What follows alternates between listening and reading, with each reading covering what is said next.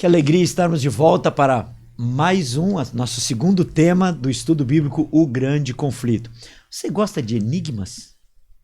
Você gosta de palavras cruzadas?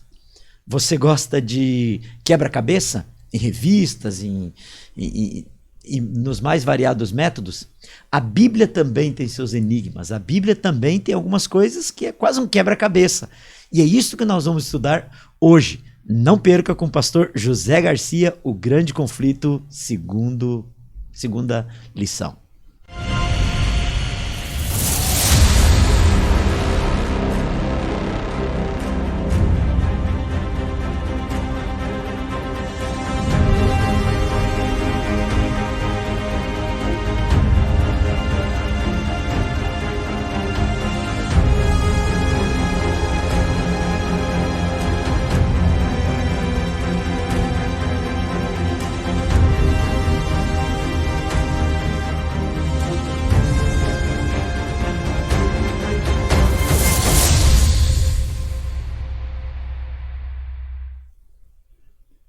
Estamos de volta hoje aqui com o pastor José Garcia. Tudo bom, pastor?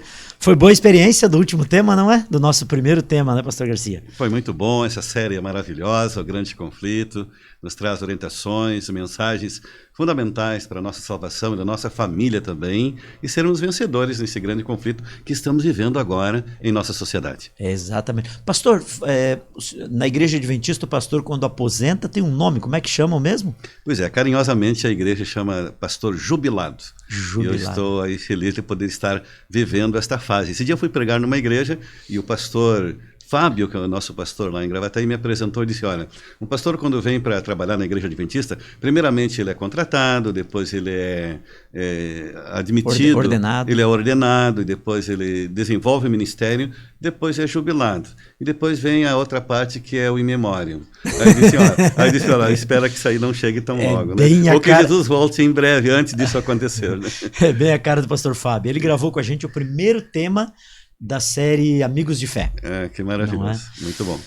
Mas pastor, deixa eu conversar um pouquinho com os nossos amigos aqui. Perfeito. Vou pegar aqui o nosso estudo, não é? Vou repetir novamente, se você não ganhou de um amigo esse estudo, procure uma igreja adventista na rede social, nas nossas redes sociais, vai estar lá o PDF dele, do estudo bíblico, desse estudo bíblico, e também o livro.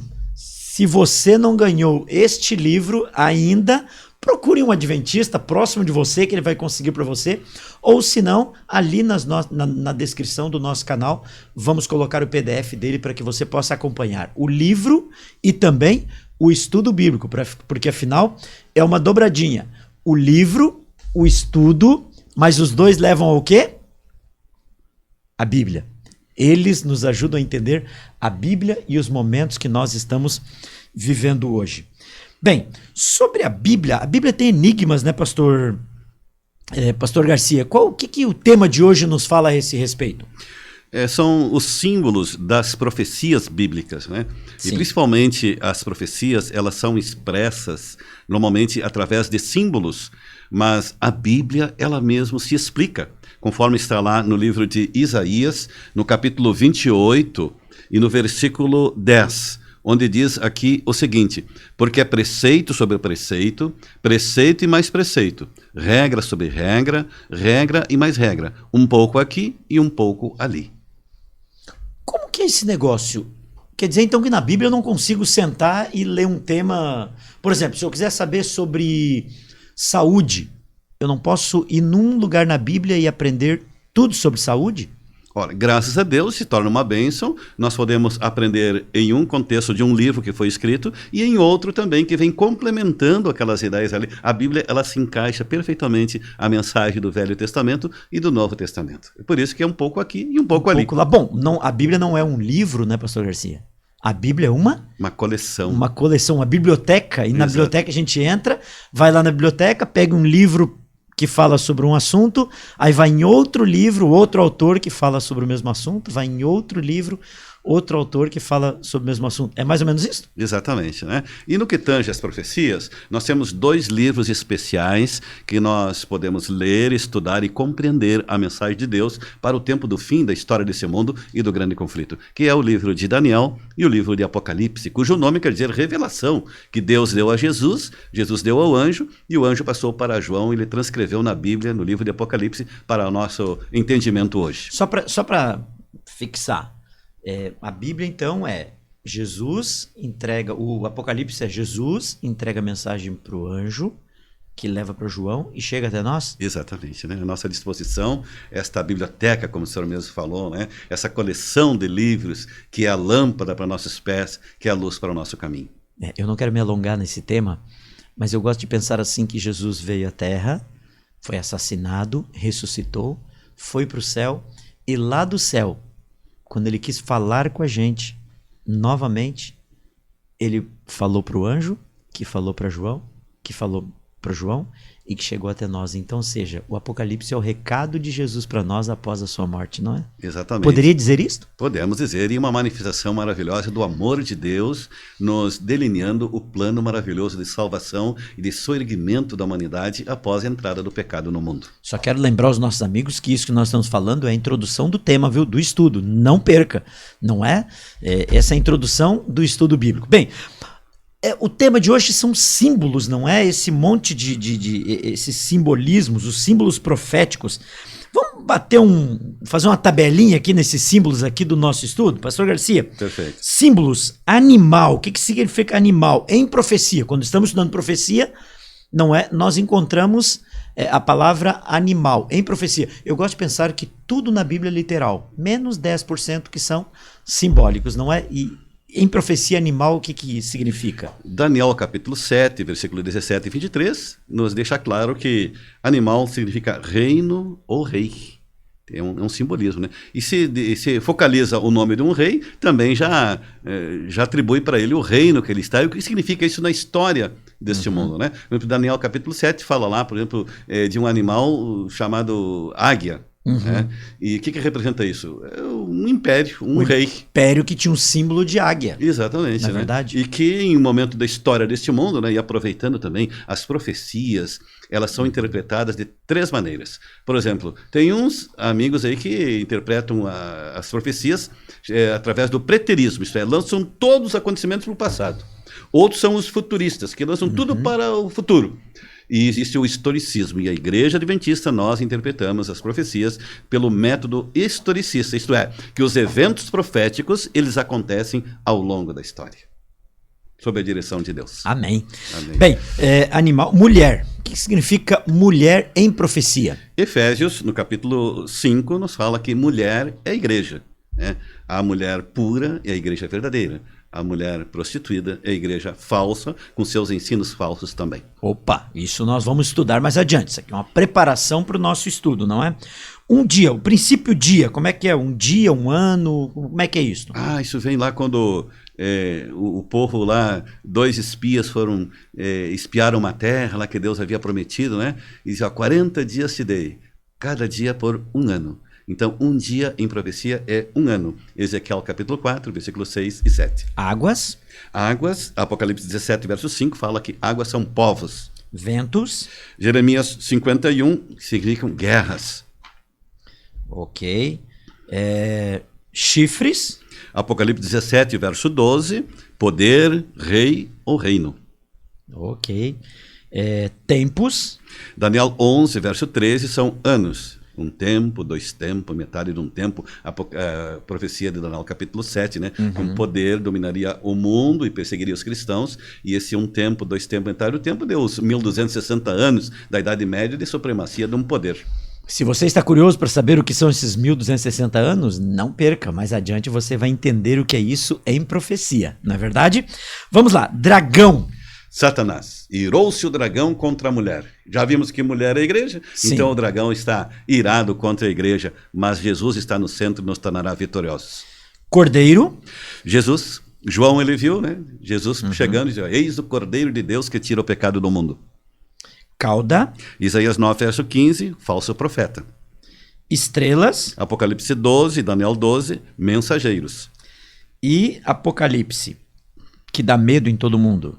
Revelação. Só isto? Revelação que Deus... Aí é aquela O sequência. senhor tem certeza que não é monstro, fim do mundo, É a revelação terremoto, fogo, não é isso? Revelação do amor de Deus, o plano da salvação, o delineamento dos eventos finais da história desse mundo, nos dizendo, nós triunfaremos, nós venceremos, se entregarmos o nosso coração a Jesus cada dia, estudarmos a sua palavra e, como consequência disso, guardarmos os seus mandamentos. Pastor, eu gostaria de fazer um exercício com o senhor agora. Vamos lá? Pois não. Vamos abrir nossas Bíblias em Apocalipse 12, 9. Todo mundo. Você que está em casa aí, Luan, o Vitor, pega no celular aí, Apocalipse 12, verso 9. Deixa eu pegar aqui. Opa, tô com a Bíblia nova aqui, tá colando as páginas, viu? Isso, só um pouquinho. Vamos lá. Apocalipse, capítulo 12. E o verso 9.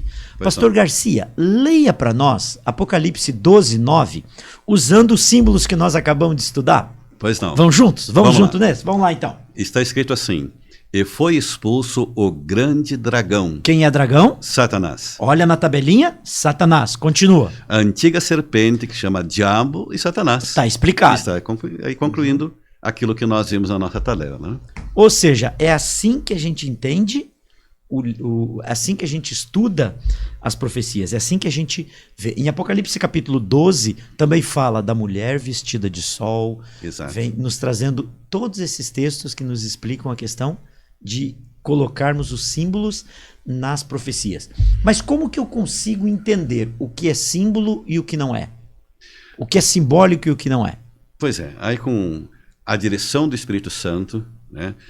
Quando nós temos dentro de um capítulo o início de uma mensagem simbólica, comumente todo o capítulo se torna simbólico também.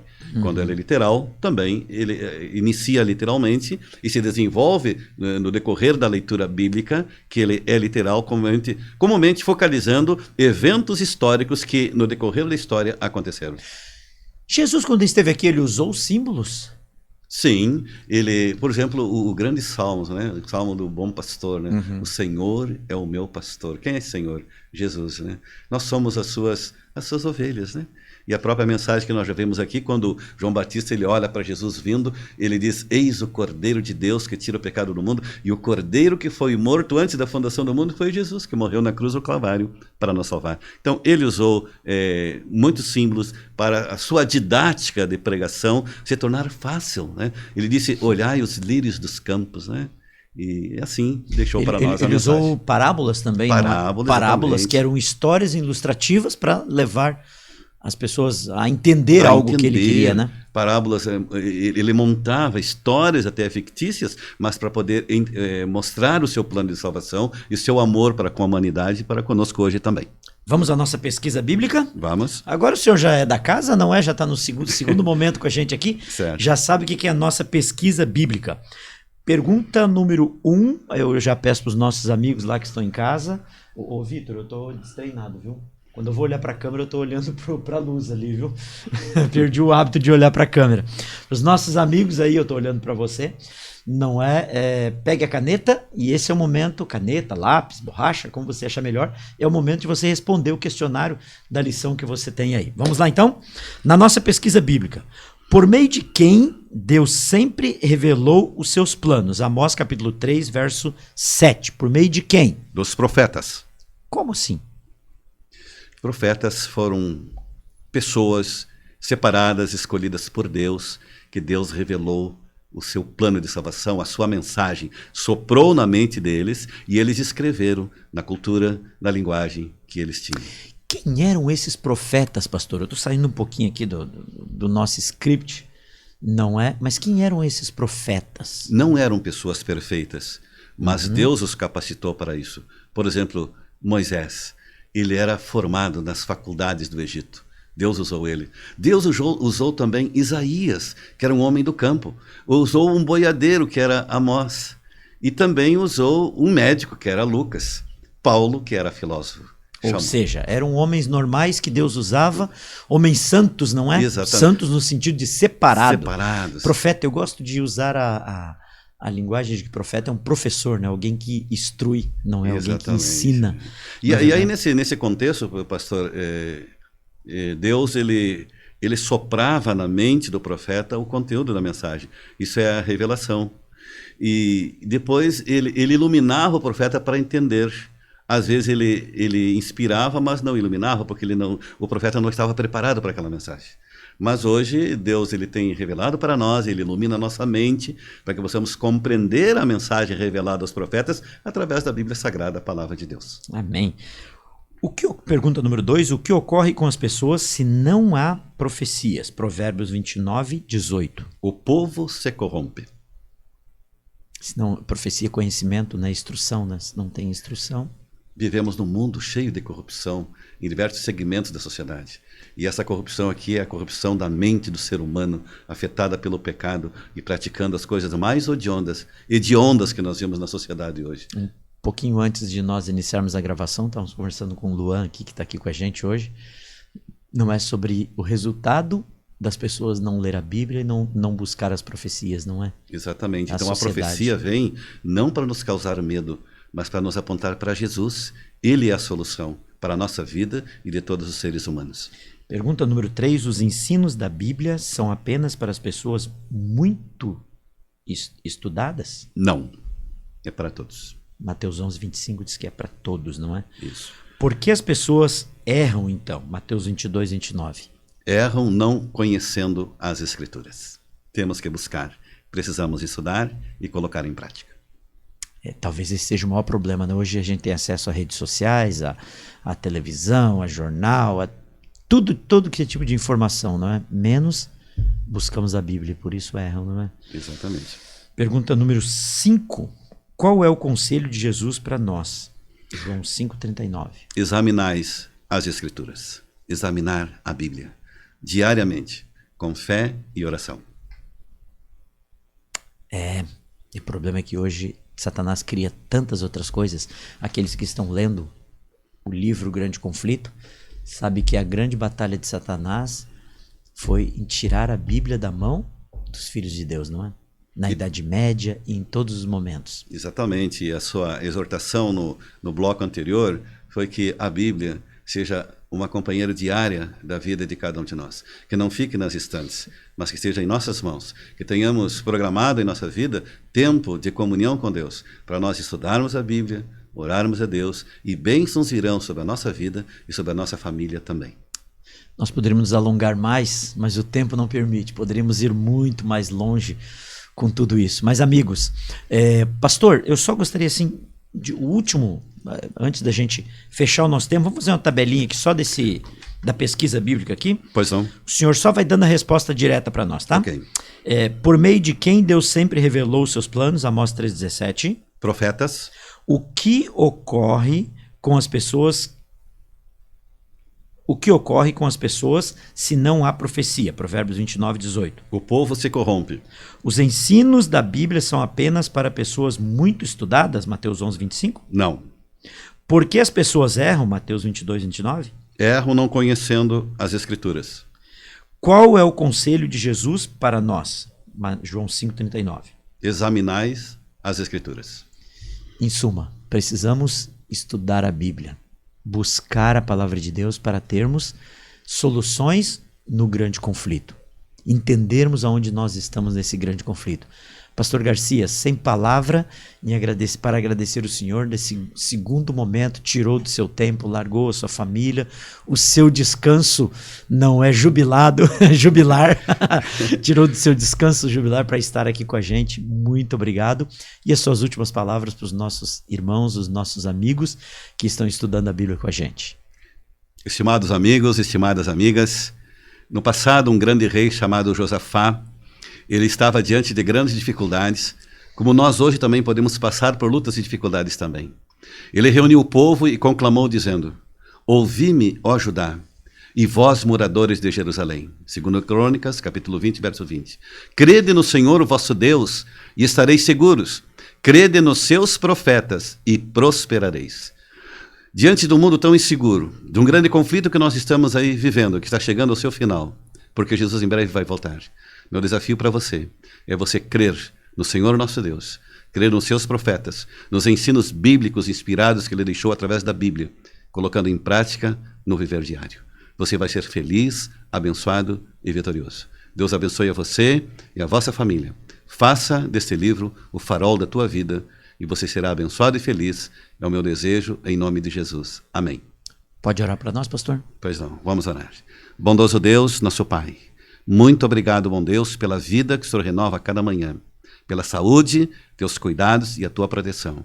Muito obrigado pela Bíblia, pelas profecias, pelos símbolos que nos indicam que em breve Jesus vai voltar, que o grande conflito vai terminar e nós vamos morar com Ele no céu e na nova terra por toda a eternidade. Abençoe a todos, em nome de Jesus. Amém. Amém. Pastor Garcia, novamente, muito obrigado. Luan, brigadão por tudo.